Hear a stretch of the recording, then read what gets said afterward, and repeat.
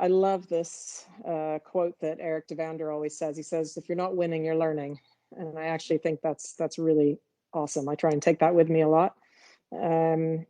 Of course, a good reminder of that is Tryon last year when I was in the lead and had the last fence down in the show jumping, which still hurts. I'm not going to say it doesn't. And I think when the initial hurt wears off, you have to go back and say, well, what could I have done better? How could I have changed that? And I always try and say you take what you can learn with you and throw the rest in the trash. And I think that's an important way to go forward, is try and always learn from the mistakes, but not dwell on too many aspects of them, because that's not healthy either, and that doesn't make you better. But you have to own them. You have to own what's gone wrong, and you have to figure out why it went wrong and how you can be better. And that's what we're all trying to do, is just be better all the time. And everybody's going to make mistakes sometimes, so you've just got to keep finding a way to make the good moments better. Welcome to the Practical Horseman podcast, featuring conversations with respected riders, industry leaders, and horse care experts. The show is co-hosted by Practical Horseman editors, and our goal is to inform, educate, and inspire.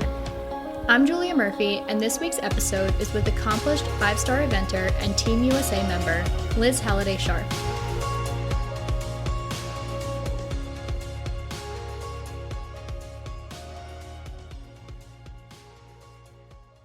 During our conversation for this podcast, Liz told me about her journey in the sport. I love how she talks about taking hunter-jumper lessons as a child in Southern California and not really loving it. So she moved on to Pony Club, and that's where she found her passion for eventing. When she was 21, Liz took a leap of faith and moved to England to train with William Fox Pitt for a year, but 1 year turned into 20. She'll go more into her time overseas in a little while. You'll also hear Liz talk about some of the most influential horses in her life, from a horse in England called Cheese to her current Olympic qualified mount, Deniro Z.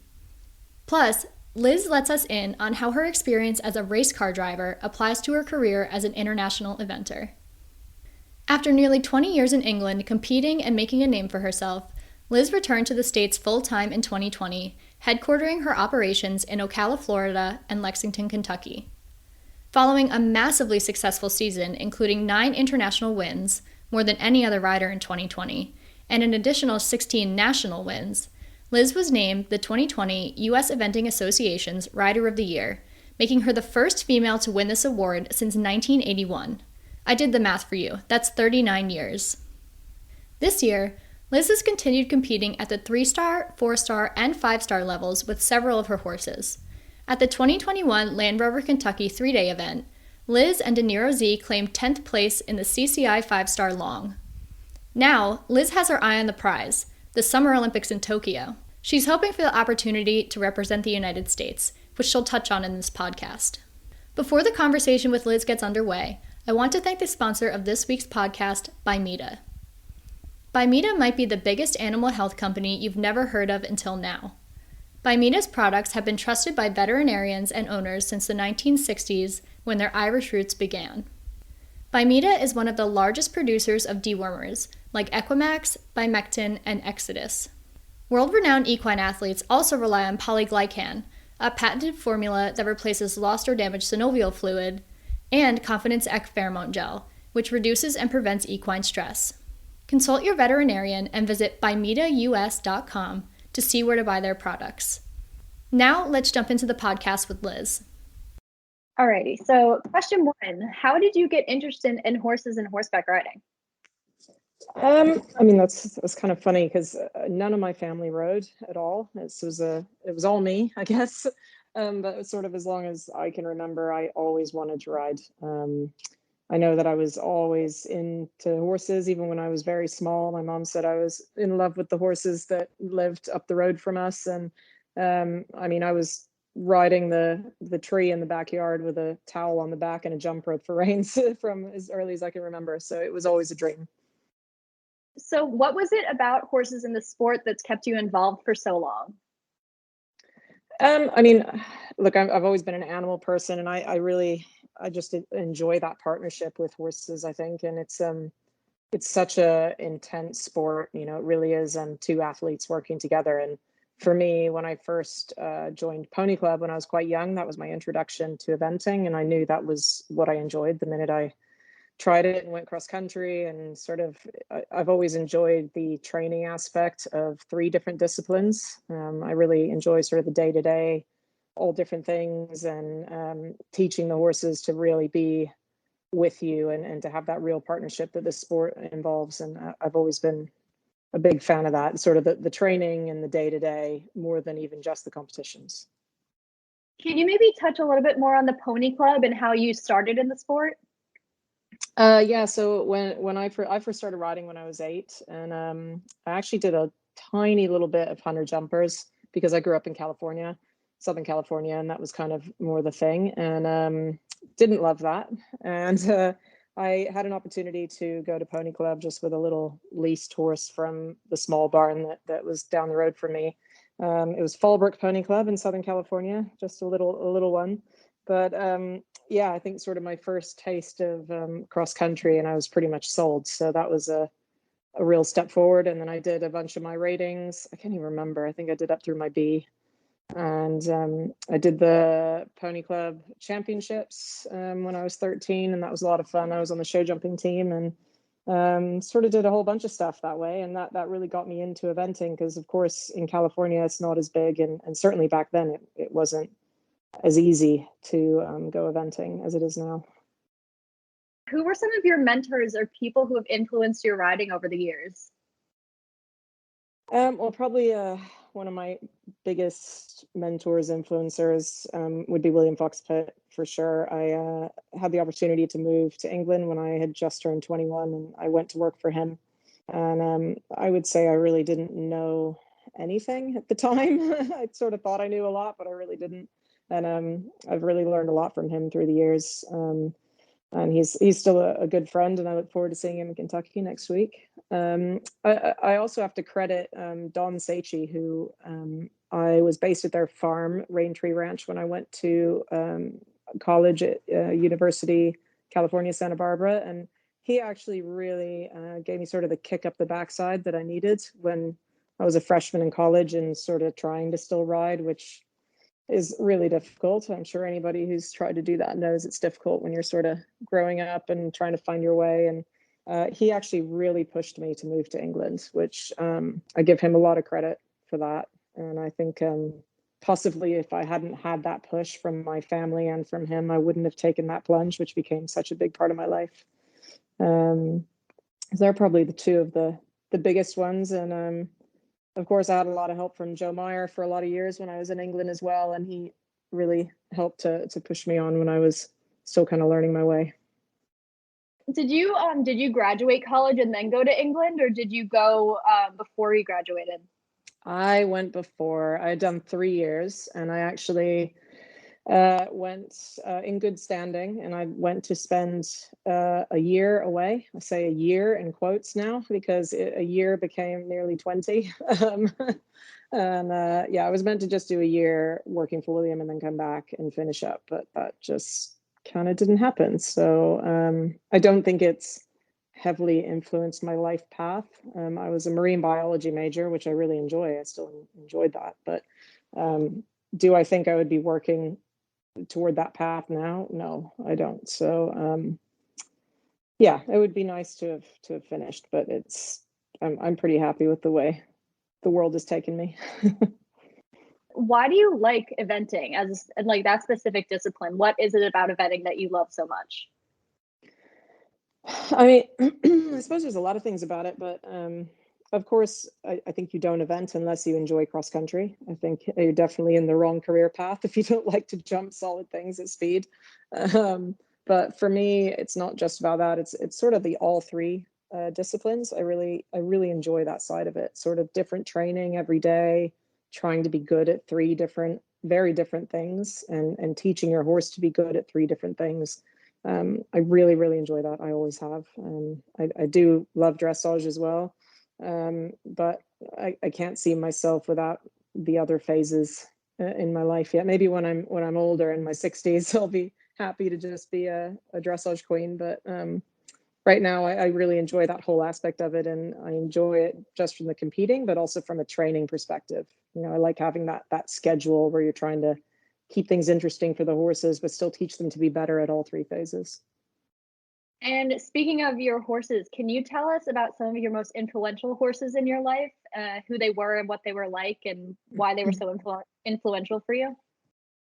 Probably my first really special horse for me, I suppose, in stepping me up was a lovely Irish horse called Bally Supreme.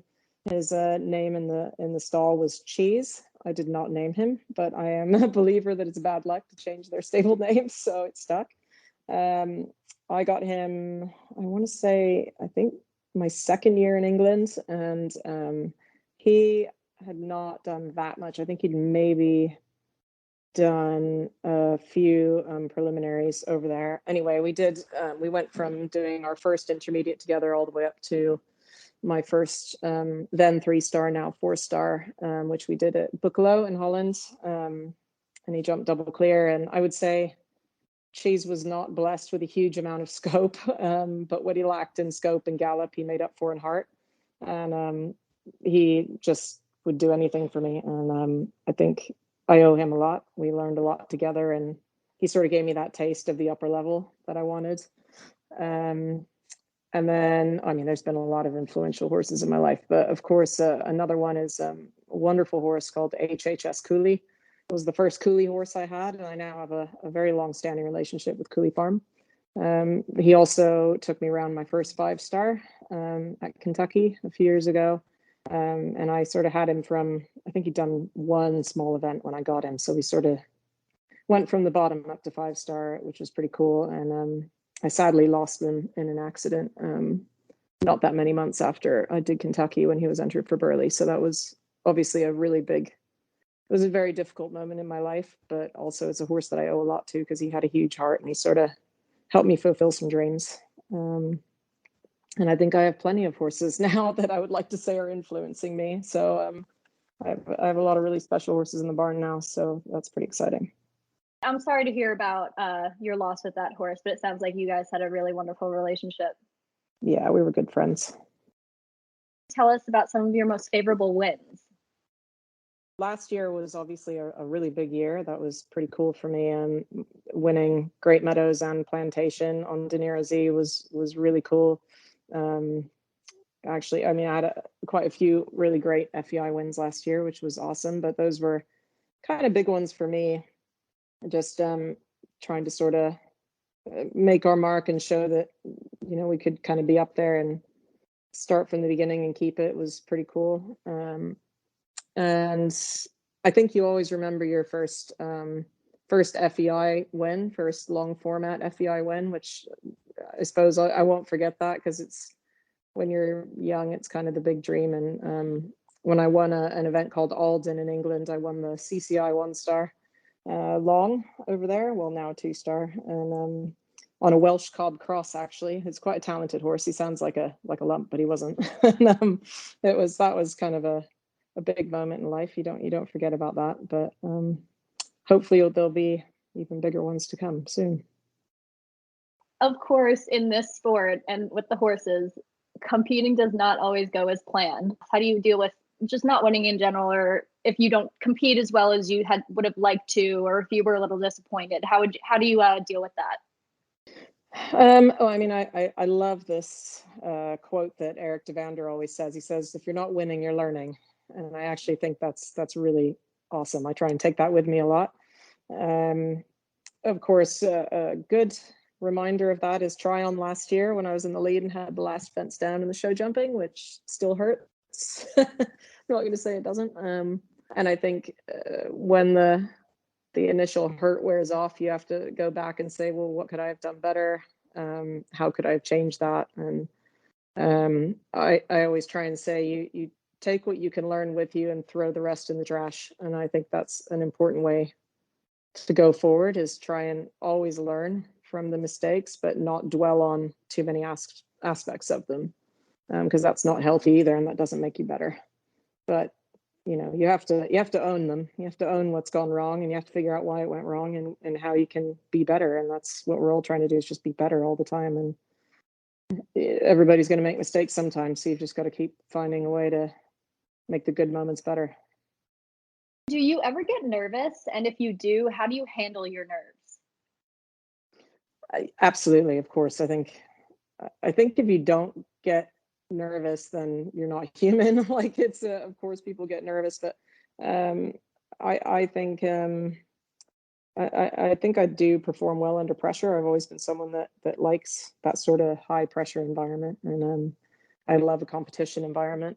And I think every time you're in a position where your nerves are high, it makes you better because you learn to deal with them better.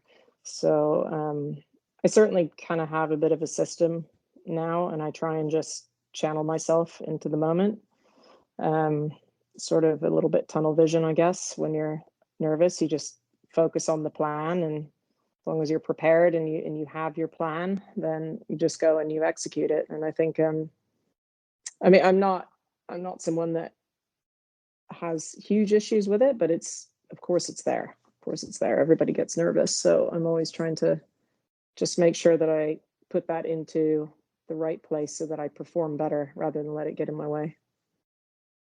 And speaking of these nerves and high pressure situations or competing, can you touch a little bit on your driving days and how that may have impacted the way that you handle these situations?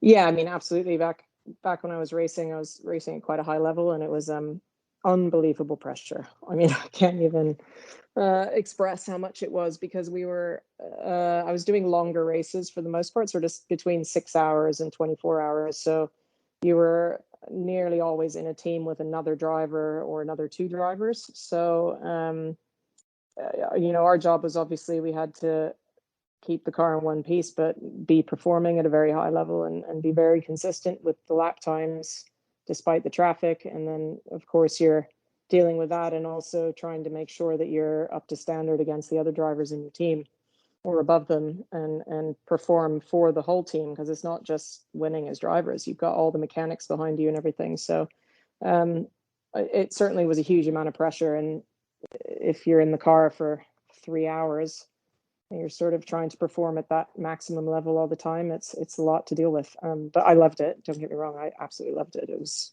absolutely wonderful. But I think that has helped me. I've been in that place before, and I hope that is something that will help me be a very good team member, is having had all that level of pressure with the team so many times before. I'm very much hoping to bring that with me when I get my chance to represent my country. How did you get into that? My dad was into racing. He actually was an instructor, a racing instructor for a long time, and mainly he raced historic cars and that sort of thing. Yeah, he taught me to drive the race car when I got my driving license, and we actually shared a car together, just an older, it was a 1967 Datsun 510. Actually, it was a super cool car. It was a lot of fun to drive, and we shared that for a few years together, and then it kind of just progressed on from there. And yeah, I feel very, very lucky that I got to race some of the best tracks and some of the best races in the world. It was a really, really amazing experience that I will never forget. And I still miss it, but I feel that I'm riding better now that I'm focusing on four legs instead of four wheels, or both together. Going back to the four legs instead of the four wheels, do you have any routines before a big competition, like say Kentucky, or looking forward to the Olympics? Any kind of routines? Right now, I'm just trying to take a breath because I've been on the road for 6 weeks competing, which is amazing. It's been wonderful, but it's just really nice to be home for a minute. But certainly, I like to, for the big competitions, I like to really have a schedule. I make a plan with my girls every night, so we have every hour mapped out what the horses are going to do through the day, what they need, everything, so that there's no anxiety from not being sure of what the plan is. I think that's really important, so you can just focus on the job. Um, and I'm definitely a very visual person, so before I will ride around the cross country or anything like that, I literally will have to sort of ride it in my head. I like to just have a moment and just shut my eyes and just ride through my plan. And I find that really puts me in a good place, because I've sort of got the system down then, if that makes sense. Obviously, with horses at this level, not everything goes to plan, but if you if you know what you're planning to execute, then that makes it easier, I think. So what is your training philosophy like? Probably my biggest training philosophy would be that I treat all horses as individuals. I think that's very, very important, that it's not just one way for each animal, or there's not just one bit or one answer or anything like that. I'm very much a believer that they're all individuals just like we are. So I think if we approach that, I try and teach my students that too. And mostly when I have a new client, I usually have a sit on the horse just so I kind of have a feel. I think that makes a really big difference in helping them to understand it, because quite often you can't feel the same thing that you see, and sometimes that helps take you to the solution a bit quicker. But yeah, that's definitely my main philosophy, I guess. How would you describe your teaching style? Oh, wow. I don't know. I feel like that's a question for the students. I guess I'm quite involved. I probably say more than some people want. I probably talk too much for some people. um, but I would say definitely if things are going very well, I wouldn't always look at the clock, if that makes sense. I wouldn't say, oh, well, we have to go for 45 minutes. Like, I'm not really a believer in just pushing the horses past what you've achieved. And maybe if the horse has done a brilliant job and it's done in 30 minutes, then maybe we chat through some stuff, we work our way through. But I do think it's important to teach what you have in front of you and not always watch the clock, if that makes sense. I think that's sometimes people come away with a bit more that way. And I'm not saying I cut all my lessons short, that's coming out wrong, but but we're definitely trying to go for making sure everybody learns something and they have homework to go away with. That's a big part of my goal, is to give people something to work with when they leave. And do you ever find when you're teaching your students that there happens to be like one thing that a lot of them need to work on, or is there one thing in your training that you specifically like to focus on for your students to work on?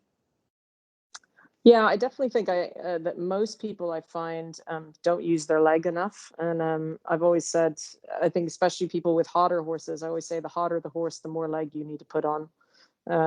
That's something I find most people sort of think they have their leg on the horse, but they don't. And that tends to make a big difference.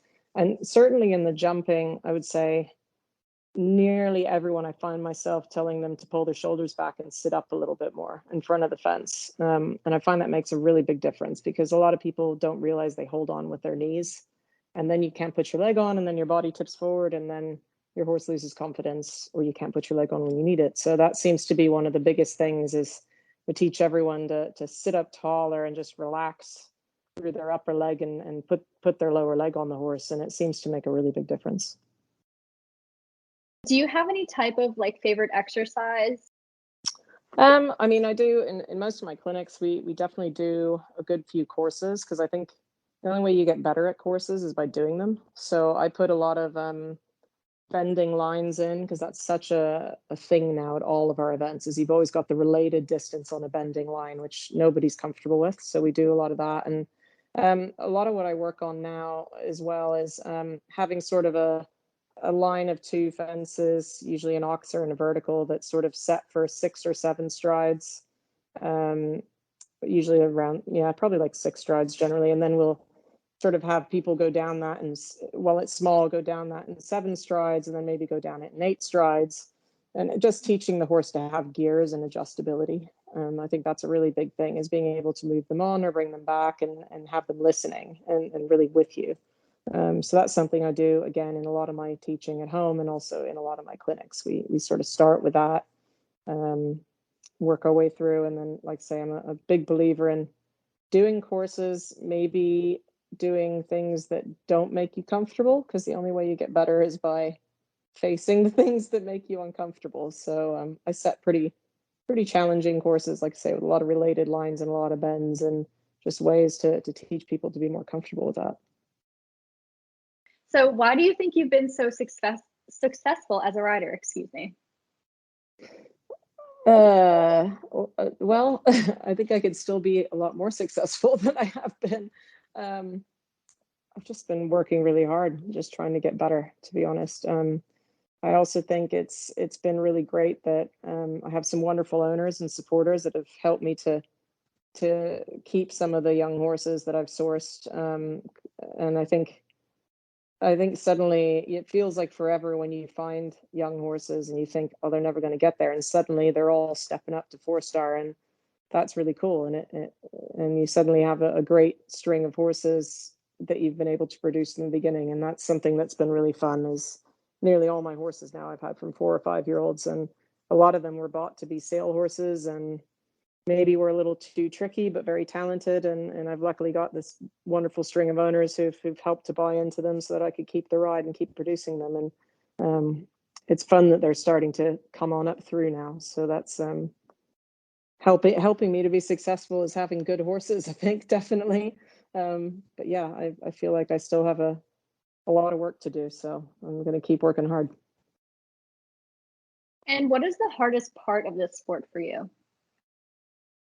I mean, certainly for me, I like, I am kind of a workaholic, but I think this sport, more than other horse sports, you find yourself on the road a lot and just very, very busy, like just trying to get through all the training that the horses need and all those different things. So I do find that I don't really stop, and that part is tricky. I think for spending time with my husband and spending time away and getting stuff done in the house and just all of that, like, that is a challenge.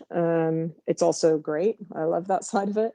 But certainly, like when I was in England, I was on the road 4 days a week, just trying to get to the gallops and, take the horse to the aqua trainer and things that we're trying to do. And I'm trying hard to be more efficient with all of that. But I think, training horses to be eventers, there's a lot of things they need to do, and the fitness level is high, and it's just very, very busy. I just find that I don't have much time to stop, which I guess I don't like to stop that much, but sometimes it would probably be a healthy thing to do. We talked about your younger self a little bit before, but if you had to give advice to your younger self, what would it be? Or do you have any regrets or anything like that? I mean, the biggest thing I would say is that I would tell my younger self to work harder and fight harder. I think I was not the dedicated person I am now, and definitely didn't have the work ethic I have now. And I mean, don't get me wrong, I was always a busy person, but I think if I just had that focus that I have now, I think I would have been that much better back then.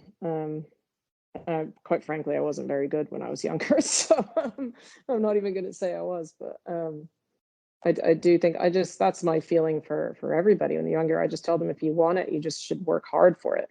And I think that took me moving to England to really understand what it took and what commitment I could have, and that taught me to work that much more. But I think that's what I would tell myself: just fight harder. If in doubt, fight harder. What's next for you? I know we have Kentucky is in a week and a half, and then we're looking at the Olympics coming up. So can you tell us your thoughts on those two things and what's next for you? Yeah, I mean, this spring, obviously the whole focus has been putting in a good performance at Kentucky, so that's the next step. And then I very much hope the next big step after that is a trip to Tokyo. That's sort of my whole goal this spring. And it's been great too. We've had a bunch of young horses that have stepped up a level this spring, so that's been fantastic. Got a few horses going to Jersey, and then probably a lot of our younger horses will have a little break. Even the ones who've all moved up a level, they'll have a little break in the summer, because I think this season in America can become very, very long, so they need to have a little bit of time off. But certainly my full 100% focus right now is on Kentucky, and then the next step after that. So do you think, looking at the Olympics, Deniro Z or Cooley, do you know which one you might go with, or which one you would like to go with if you're given the opportunity? Yeah, I definitely think Deniro is the horse that should be selected, and I very much hope that we are selected. But I would also hope that I could put Cooley Quicksilver in there as a definite consideration as a reserve. He's a very good horse. He's only a 10-year-old, but he is a good horse. This is his first 5-star. Yeah, he's got a big shoes to fill, but he's a good horse, and he's quite a fighter and quite a character, which I think is important in an eventer. So yeah, we'll know a lot more next week, but right now my goal is for Deniro to be selected to the team, and we'll do my very best to put in the best performance we've ever put in next week. But yeah, I really, really appreciate you taking this time to talk with us, and I just know our listeners are going to love to hear this. So it's been really awesome. I appreciate I hope so. you giving us a little insight into your life. No worries. Thank you for your time. I appreciate it. Thanks for listening to this week's episode with Liz Halliday-Sharp, and a big thank you to the sponsor of this week's episode, Bimeda. Learn more at bimedaus.com. Join us again for upcoming conversations with eventer Caroline Martin and showjumper Lucy Delorier, who are both vying for a spot on their respective U.S. Olympic teams. You can subscribe to the Practical Horseman podcast on Apple Podcasts, SoundCloud, Stitcher, or wherever you listen. While you're there, please rate and review the show. I'm Julia Murphy, and you've been listening to the Practical Horseman podcast.